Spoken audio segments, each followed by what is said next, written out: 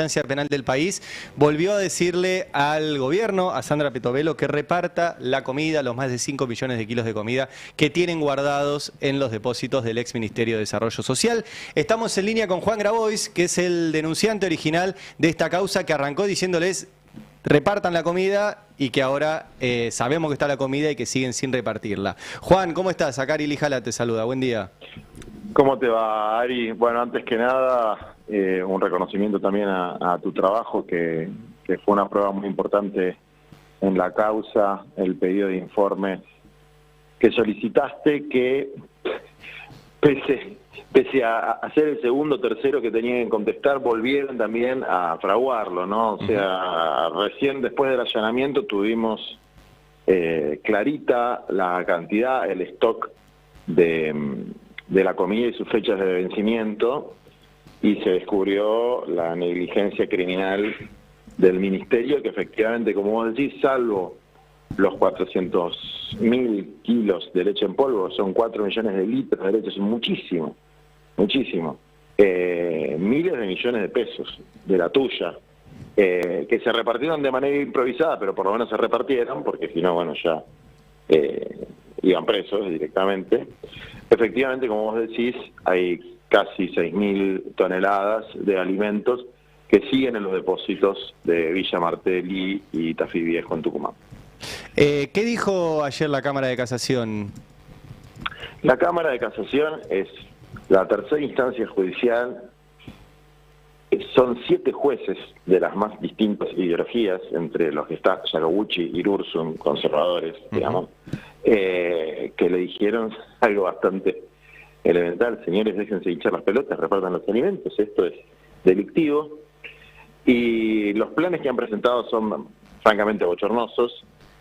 Lo último tiene algún elemento de razonabilidad, mala leche, pero razonabilidad. Le plantean a las provincias que los pasen a retirar de acuerdo a una serie de índices que presentan, que en algunas provincias pueden tener sentido, en otras, como la provincia de Buenos Aires, no tienen ningún sentido, porque esos índices ya están contemplados en el programa Mesa. Pero, por ejemplo, en el caso de la provincia de Buenos Aires, que conozco algunos otros más, les corresponde retirar aproximadamente 2.000 toneladas de alimentos, que no resuelve el problema estructural, pero es muchísimo para esta situación, que entendemos que esta semana los va a pasar a buscar el Ministerio de Desarrollo de la Comunidad, a cargo del Cuervo Larroque, y así será también en el Norte Grande, con las 3.000 toneladas de alimentos que hay allí, que luego las provincias destinarán, según su leal saber y entender, que tienen que presentar también ante el Ministerio, que se presentará en el juzgado, ¿no? Para que tenga algún nivel de razonabilidad la distribución y no pase como con Conin, que, insisto, es mucho mejor que los hayan repartido así que no los hubieran repartido si hubiese tirado, pero además de ser totalmente arbitraria y discrecional la elección de la ONG, cosa que es inevitable cuando hay que seleccionar una ONG. El problema es que seleccionan una ONG que no tenía ninguna capacidad para hacerlo, y los alimentos terminaron en supermercados, etcétera. Pero bueno, yo supongo que el 80% terminó en una familia humilde, y ya con eso todo vale la pena, ¿no? Claro. Y te hago una pregunta, Juan, ¿cómo sigue después de esto? Primero que repartan la comida, pero ¿cómo sigue la situación que vos conocés bien de los comedores, de los merenderos de todo el país? Porque esta no la repartieron, pero tampoco compraron más. O sea, ¿cómo va a seguir esto?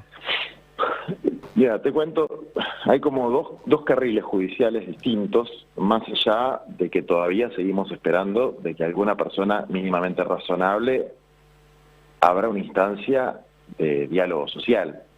Pero bueno, como no estaría sucediendo, seguimos judicializando un tema que es del más elemental sentido común. Pero el primer carril tiene que ver con el aspecto penal de esto.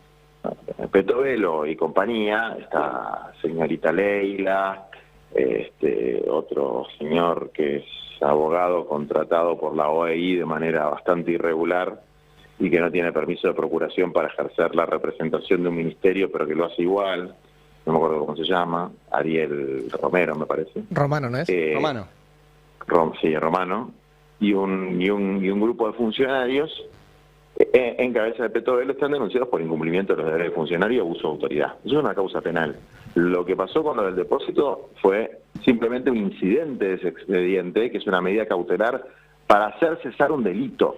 Es decir, había una situación delictiva que estaba siendo cometida infraganti en el momento, y lo que el juez le dice es: haga cesar este delito, repártanse los alimentos. Ahora, el delito ya ocurrió, el delito se está investigando, va a haber instancias posteriores a la imputación, que serán el indagatorio, el procesamiento, etcétera, y como dice Bullrich, la señora de la represión, el que las hace las paga, y si alguien se roba, porque sacar la comida a quien la necesita, comida que es del Estado además, es robar. Si alguien roba, la tiene que pagar. Entonces nosotros la causa penal la vamos a seguir hasta las últimas consecuencias, que es: usted fue flagrantemente negligente, como mínimo, ¿no? Que es una de las formas, la negligencia es una forma de lo que se dice la culpa, que a diferencia del dolo, es cuando lo haces a propósito. Bueno, acá por lo menos fueron negligentes. Yo creo que hay dolo, ¿no? Claro. Hay sadismo, hay dolo, hay mala leche. Es importante esto que decís porque, o sea, que repartan la comida no hace que el delito, que digamos que la causa penal se caiga. La causa penal es porque la guardaron y no la repartieron. Exactamente. La causa penal sigue y nosotros la vamos a seguir firmemente porque, a ver, yo creo que el que sea un dirigente social, un militante de base, etcétera, el que le saca los alimentos a otro, salvo en un estado de extrema necesidad, hay que cortarle la mano. Y es cierto que eso pasó. Es cierto que eso pasó. Y para eso está la justicia. Y a mí me parece muy bien que se audite, incluso que se denuncie. Yo mismo he denunciado en algunos casos. Pero si un perejil que se luqueó 100 kilos de alimentos, que es un montón, va en cana, va a indagatoria, esta gente que se está luqueando 6.000 toneladas, estamos hablando de miles de millones de pesos. ¿Por qué no va a ser tratada con la misma vara? Es una cosa increíble. Es como agarrar al ladrón de gallinas y no al tipo que se afanó millones porque tiene guantes blancos y porque está protegido por el poder estatal. Entonces, obviamente, lo vamos a seguir a muerte, aunque nuestra función en la vida no es judicializar las cosas, como no debería ser la de Capital Humano perseguir a nadie. Para eso está, si se quiere, la Oficina Anticorrupción, si son funcionarios, el Poder Judicial, incluso la Procuración del Tesoro, pero no el Ministerio de Capital Humano, que se supone que tiene que resolver los problemas de la gente. Bueno, nosotros la vamos a seguir, aunque lo más importante en este momento para el abastecimiento de los comedores no es la causa penal, sino una causa que está en el fuero contencioso administrativo, que es un amparo colectivo, que yo también patrocino a muchísimos comedores, que es muy interesante porque el juez que la lleva se llama Walter Lara Correa, que es un juez, según me dicen, progresista, pero debe estar haciendo una investigación muy profunda, porque a diferencia de Irursun o Jacobucci o Casanello, que actuaron con celeridad, tiene la causa hace aproximadamente 4 meses y hasta ahora no ha hecho absolutamente nada, más que abrir el proceso colectivo. Esa causa, Juan, entonces, la del fuero contencioso administrativo, es donde un juez podría determinar: compren y repartan comida. Es más fácil incluso, el restablecimiento de un derecho adquirido, que es una necesidad básica de la gente de comer, a través de la red de comedores comunitarios, porque no hay otra que los pueda sustituir en los barrios populares. Ojalá el gobierno decidiera eliminar cualquier forma de intermediación y pusiera un comedor comunitario grande en cada barrio. Bueno, sería un gobierno de estilo de corte cubano, soviético, etcétera, o un muy buen gobierno nacional popular. No creo que lo hagan. Mientras no lo hagan, los que están poniendo el cuerpo ahí son las cocineras comunitarias y hoy no tienen alimentos, y si no les gusta cómo laburan, que agarren la llave de los comedores y se pongan a laburar ellos. Pero efectivamente lo que debe pasar, porque no hay jurídicamente ningún argumento para que no pasa, es que Lara Correa tome una medida en relación a esto. Claro. Aunque sé que tome una medida en contra, sí podemos apelar. Digamos, no, sería ridículo. Pero vos fijate cómo pasa que muchas veces los que en las ponencias científicas o en las proclamas supuestamente defienden los derechos sociales, después cuando las papas queman, o por una razón o por otra, se acobardan, o por alguna especulación genera una denegación de justicia, ¿no? Entonces, bueno, qué sé yo, nosotros vamos a esperar un poco más porque corresponde el beneficio de la duda, pero si no, claramente vamos a accionar por denegación de justicia, porque es increíble lo que pasa en el fuero contencioso administrativo, sobre todo comparándolo con lo que pasa en el fuero penal, donde se avanzó con celeridad. Y además hay un dato que, Ari, vos que lo seguís bien al tema, te va a resultar interesante. El mecanismo fundamental de abastecimiento era el Programa de Naciones Unidas para el Desarrollo, no los alimentos secos. El Programa de Naciones Unidas para el Desarrollo consistía en recursos para comprar alimentos en los mayoristas de cada jurisdicción, de cada provincia, lo cual es muchísimo más lógico porque te ahorra el costo del flete y el precio es muchísimo menor porque comprar vía las formas licitatorias o las formas de la OEI es más caro por distintos motivos. Uno de los motivos es que el Estado paga tarde. Claro. Entonces se recurre al PNUD que tiene, que cobra bastante dinero por garantizar la transparencia, la trazabilidad, la asistencia. Está bueno aclarar técnica. esto, Juan, porque cuando muestran en otros lugares las licitaciones de comida, te dicen, mira, el paquete de fideo está más barato en el súper que lo compra el Estado. Sí, porque el Estado paga los 90 días, con suerte. Entonces, en la licitación te lo vende más caro. Si lo compras en el mayorista, lo compras más barato. Exactamente. Entonces, la licitación es un mal mecanismo y además estoquear en un lugar cuando vos tenés una dispersión geográfica tan grande, es un mal mecanismo por el flete. El mecanismo más razonable es que sean compras distribuidas, porque hay 5 o 6 mayoristas en todo el país y todos tienen más o menos los mismos precios. O sea, no hay mucho margen de que alguien subfacture, sobrefacture, etcétera. Entonces, bueno, está el Programa de Naciones Unidas para el Desarrollo dando asistencia técnica auditando esto. El Estado le da los fondos al Programa de Naciones Unidas para el Desarrollo y el PNUD los administra en coordinación con el Estado. ¿Qué es lo que pasó acá? ¿Y por qué es tan evidente la ilegitimidad de las decisiones, la arbitrariedad de las decisiones y la violación de los derechos constitucionales amparados y por eso el recurso amparo? Los recursos se le entregan mediante un convenio al Programa de Naciones Unidas para el Desarrollo, taxativamente expresando que van a ser distribuidos por los comedores encuadrados en una determinada cantidad de organizaciones no gubernamentales, que serán 50, 60, 70, entre las cuales están mis representados. Es decir, el gobierno le da recursos a un organismo internacional diciendo: el convenio consiste en que usted tiene que acompañar en los procesos de distribución de alimentos a estas ONG. 2 meses después de firmar el convenio, decide que la mitad de esas ONG, de manera totalmente arbitraria, no tienen que recibir más recursos alimentarios. No explica, no da ningún motivo, no hace ver a ninguna razón de por qué. Y entre esas organizaciones, por ejemplo, las que yo represento, llevan 3 años trabajando en este programa, desde la pandemia.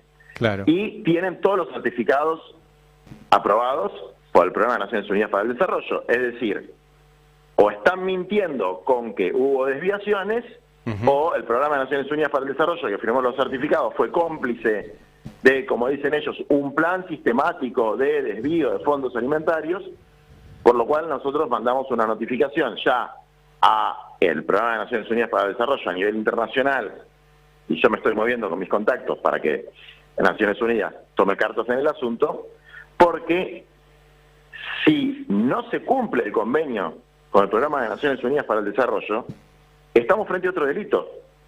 Es decir, si vos le entregaste dinero a un programa internacional para que acompañe técnicamente, para que audite, para que garantice la transparencia de transferencias a una serie de organizaciones que ya vienen trabajando hace años, no con IN, y después no lo cumplís y le decís al programa, no le entregues más, entregale a otros, pero papá, si vos firmaste por estas organizaciones. Claro, sí. Y, bueno, entonces, no hay con qué darle, hay una conculcación de derechos constitucionales, no de los comedores comunitarios, sino de la gente que iba a comer ahí, que es absolutamente evidente, antijurídica, y es mentira que el gobierno puede definir lo que se le canta la gana en la medida que corresponda a la Administración Pública Nacional. La Administración Pública Nacional se rige por leyes, por normas, por pactos internacionales, no se rige por la voluntad de un monarca absoluto, ni de una señora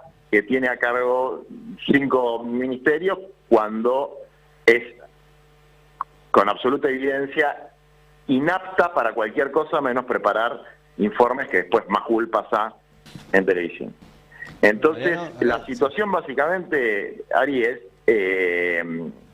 que la causa penal continúa, los alimentos de los depósitos se estarían repartiendo entre esta semana y la semana que viene a las provincias, lo cual es un pequeño avance, y estamos esperando en cualquier momento el fallo del contencioso administrativo, que insisto, y lo voy a decir, se enoje quien se enoje, porque en la Facultad de Derecho nos conocemos todos y sabemos que hay libertad de cátedra, afortunadamente, y sabemos qué es lo que plantea cada uno de los que toma la palabra, y la verdad tengo una indignación profundísima porque magistrados claramente conservadores, que podrían mirar con simpatía al gobierno, hayan actuado con sentido común en esta causa, y quien debería garantizar el control judicial de una decisión arbitraria del Ejecutivo que viola derechos básicos como el alimento, que en este caso después es Lara Correa, esté tomando tanto tiempo. Por eso me imagino debe estar recabando una cantidad de prueba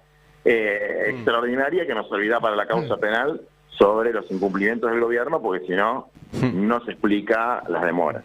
Juan, buen día. Mariano Beldic te saluda. Te quería hacer 2 consultitas. Una vinculada al tema directamente, que es que en medio de toda esta situación había aparecido en su momento Federico Sturzenegger con una propuesta de seguros para atender emergencias alimentarias en situaciones de, sobre todo de catástrofes, entendía. Si tenés alguna información respecto a si esto pasó más allá de un hilo de tuit y si hay un mecanismo puntual que el gobierno esté trabajando o haya presentado ya. Mira, me parece que no pasó de un hilo de tuit, pero no era mala la propuesta, ¿eh? No, recuerdo que habías reaccionado en ese momento, sí. O sea, no, te diría que si veo la letra chica del contrato y no es leonino, es decir, si vos le decís, a ver, tomás un seguro, que no es seguro, no es la palabra técnica que corresponde, pero no importa, tomás un seguro con Maxi Consumo, Diarco, todas las cadenas de mayoristas, y le decís, bueno, yo te voy a pagar X cantidad de plata por año por si sucede una catástrofe. Eso tiene que estar hecho científicamente mediante la estadística, digamos, para que la prima no sea un afano, digamos, ¿no? Pero es una buena idea. Ya hay un mecanismo aprobado para emergencias que es muchísimo mejor que tener acopiados alimentos en los depósitos, que, insisto, un pequeño stock que esté en los depósitos está bien, pero si vos tenés una emergencia en una jurisdicción, el gobierno nacional tiene un programa para transferir de manera inmediata, o sea, en 1 hora, tocando un botón, el dinero a la provincia para que la provincia, que además está habilitada, compre en mayorista, compra directa por la situación de emergencia. O sea que están previstos los mecanismos, no es que acá hay que inventar la rueda, hay que hacer las cosas. Hay mecanismos para abastecer los comedores comunitarios, que son 5 programas distintos. Todos tienen distintas formas de auditoría.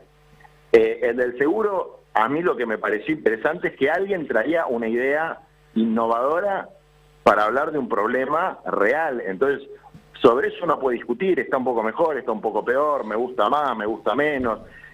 pero estás discutiendo sobre algo concreto, no si los comedores del RENACOM, que es una base de datos del año del pedo, del año de la pandemia básicamente, son más fantasmas o menos fantasmas. Por eso es querer tapar el bosque con el árbol. El bosque es que se duplicó la tasa de indigencia y hasta que no se corrija el rumbo macroeconómico no se va a resolver el problema, pero por lo menos a los caídos de todo tenés que tomar medidas de compensación, no por una cuestión de sensibilidad, sino por una cuestión de legalidad. Claro. Y si me permitís introducir un tema muy vinculado a esto, este fin de semana nosotros lanzamos las brigadas de acompañamiento a personas en situación de calle, porque viene muy crudo el invierno. Además de venir muy crudo el invierno, hay muchas nuevas personas en la calle por el aumento de los alquileres en las pensiones y en los hoteles. Sí. Y además de eso, está muy difícil comprar los alimentos, entonces la gente está peor nutrida. Bueno, no se está cumpliendo la ley de protección de los derechos humanos de las personas en situación de calle, que es una ley nacional que el gobierno nacional y las jurisdicciones deberían cumplir, y se murieron 3 personas el fin de semana. Y eso a mí me hizo acordar que la busqué y que se los quiero leer porque es muy cortito y es algo que escribió el Papa hace 11 años, que dice así, no, fíjense si no resuena en la situación en la que estamos. No puede ser que no sea noticia que muera de frío un anciano en situación de calle y que sí lo sea una caída de 2 puntos en la bolsa. Eso es exclusión. No se puede tolerar que se tire comida cuando hay gente que pasa hambre. Eso es inequidad. ¿No es literalmente lo que está pasando hoy en la Argentina? Exclusión e inequidad de la manera más gráfica, pornográfica e injusta y cruel y desalmada que pueda haber. Yo, la verdad, no vi una cosa así con este nivel de desidia, de desprecio por el ser humano desde que tenga memoria.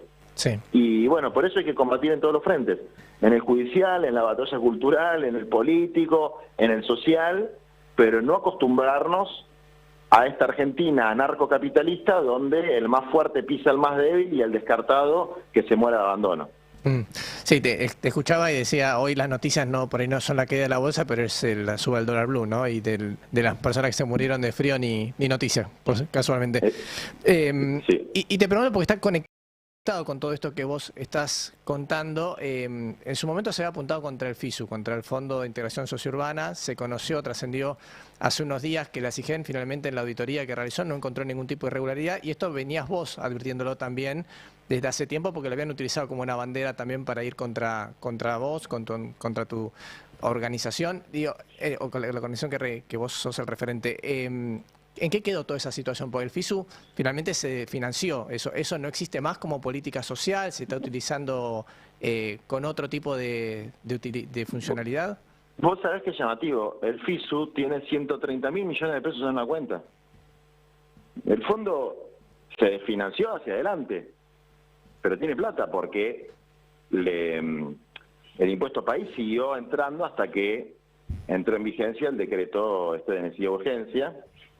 Y las obras no se están ejecutando, por lo que me cuentan a mí, ya están en el consejo directivo del FISU y no sesiona el consejo directivo del FISU, que son 6 personas. Cada obra se aprueba por decisión de 6 personas. Es gracioso que me lo hayan atribuido a mí, porque yo no soy ninguna de esas 6 personas que aprobó ninguna obra. Pero además, digamos, ¿cuál es la responsabilidad que tengo? De cosas que la que estoy muy orgulloso en lo personal y en lo colectivo, que es haber promovido la ley, haber negociado la ley con todos los bloques para que salga por unanimidad, junto a otros compañeros, desde luego. Haber visibilizado a una persona como Fernanda Niño, que cuando empezó a trabajar en la Secretaría de Integración Urbana vivía en Villa de la Cava de San Isidro, y cuando salió de la Secretaría de Integración Urbana siguió viviendo en la Villa de la Cava de San Isidro con el mismo autito. Quiero ver cuántos funcionarios de ellos o de otros hacen eso, que nunca se llevó un centavo para la casa que no fuera el de su sueldo bien ganado, y que hizo una tarea extraordinaria con obras en 1.500 barrios, con más de 250.000 subsidios para que las mujeres que estaban en situación de hacinamiento crítico puedan construirse una nueva habitación, con unos 30.000 lotes con servicio para el deshacinamiento también de algunas barriadas que estaban muy tremendamente superpobladas. Es decir, una política pública que ya pasó 2 gestiones de gobierno, es decir, la macrista y la de Alberto, y que ahora debería tener una tercera gestión de gobierno, y que tendrían que seguir con las obras que están paradas, porque además vos ves, yo fui el otro día a Brown, al Almirante Brown, en un barrio que se llama Pueblo Unido, y ya tienen al 80% las cloacas, los desagües, el tanque de agua, una planta depuradora de efluentes cloacales, es decir, una obra extraordinaria. Ahora, si vos no la terminás rápido, por lo que me explicaban, porque yo no soy un experto, los caños se tapan, se arruina la obra, perdiste lo que hiciste. Después esas fotos que muestran de cosas sin terminar, pero papá, si ya está certificado el 70% y vos no desembolsás el 30%, ¿con qué quieren que la gente lo termine? ¿Con la fuerza del cielo? Entonces, están demoradas, creo que son más de 250 obras que tienen certificados pendientes de pago, que son obras que las hacen cientos de cooperativas, la iglesia, provincias que son gobernadas por gente del PRO, es decir, todo lo que han dicho son todas pelotudeces en contenido y después direccionadas a atacarme a mí políticamente. Juan, sí, no, pero pará, sí. Una cosita más. Dale. ¿Sabés de estas denuncias? Ningún funcionario del gobierno, espero que lo hagan, ningún funcionario del gobierno se animó a firmar una denuncia. Mandaron a hacerlo a un fiscal filonazi que hay en... Filonazi, digo, filo amante de los nazis porque protegió a un avance de neonazis que se llama Petigiani, que decía fiscal Petigiani, pero firmaba las denuncias como ciudadano común y que ahora se está comiendo un sumario en la procuración porque lo que hizo es una cosa escandalosa, digamos, no se puede hacer lo que hizo. Entonces, el que las hace las paga, de a poquito se van cayendo las mentiras y se va revelando lo que verdaderamente sucede y sucedió. Juan, recuerdo, estamos hablando con Juan Grabois. Aprovecho que te tenemos acá para charlar un poco. ¿Cómo estás viendo a la oposición? Digo, esta semana hubo incluso movimientos, apareció Cristina el domingo, hubo un acto muy grande ayer de Axel Kicillof para recordar los 50 años del fallecimiento de Perón, pero un acto donde lo mostró a él también como un líder importante en ese espacio. Se votó finalmente la ley bases y la oposición no pudo frenar eso. ¿Cómo estás viendo la configuración y sobre todo del peronismo y del espacio del que vos te sentís parte? Yo creo que hay 2 discusiones, una que me interesa poco y otra que me interesa más. La que me interesa poco tiene que ver con los posicionamientos y las disputas internas que hay. Me interesa poco no porque no sea algo que sucede en la realidad y que va a tener impacto en la realidad, porque aunque yo soy un convencido que los que cambian la historia son los pueblos organizados en sus movimientos sociales, la construcción del poder popular, lo que pasa en el subsuelo de la patria, y que después los dirigentes, con suerte, somos una buena expresión de eso, a veces una muy mala expresión de eso, desde luego que impacta cómo termine siendo el diseño político electoral, claro. Y eso tiene que ver con los posicionamientos, etcétera. Ahora, todo eso que está teñido de rumores de pasillo, algunos son más ciertos, otros que son más mentiras. A mí me importa un comino, con todo el respeto del comino, que es una especie muy importante y muy buena.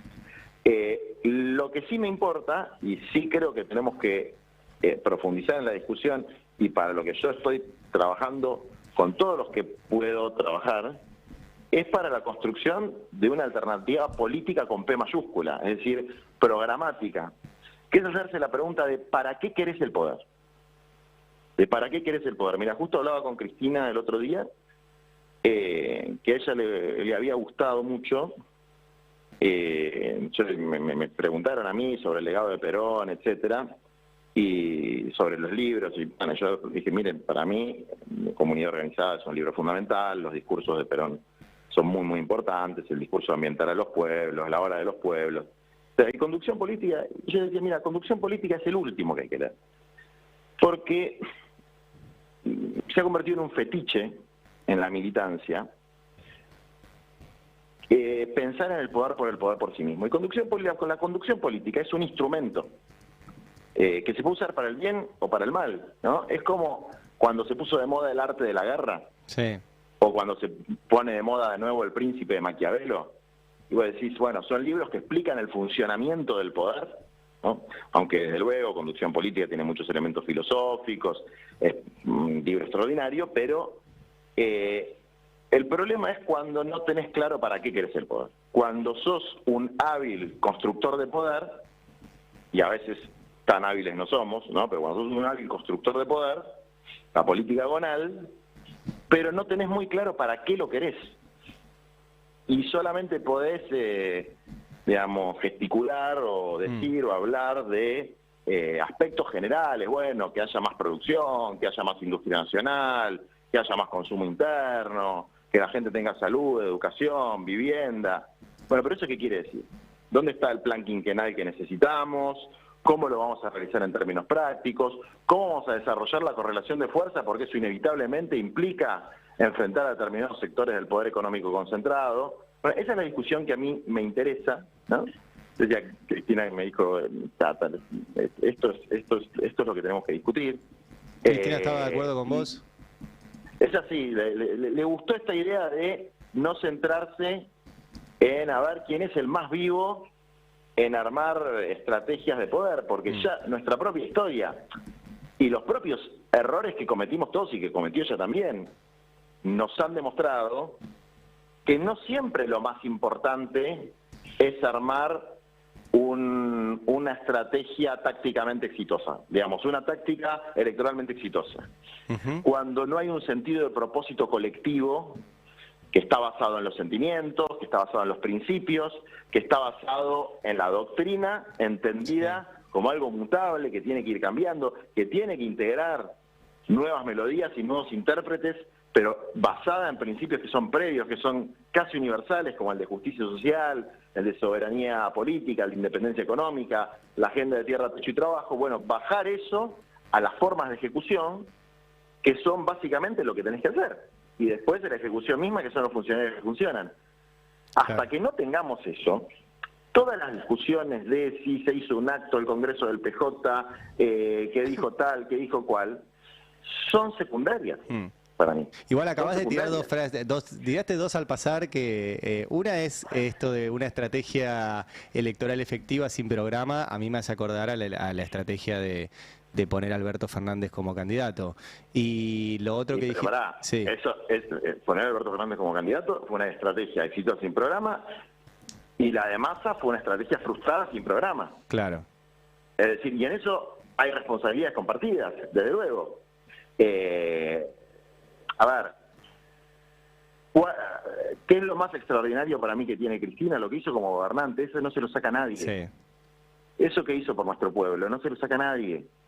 Y yo era muy crítico de su gobierno, pero bueno, uno ve la comparación y los indicadores sociales eran altísimos, había una perspectiva, había un gobierno que tenía autoridad, y después su capacidad para confrontar con el poder. Bueno, después en lo que viene a ser el casting de candidatos, y bueno, y ahí ya ahí no la quiero tanto.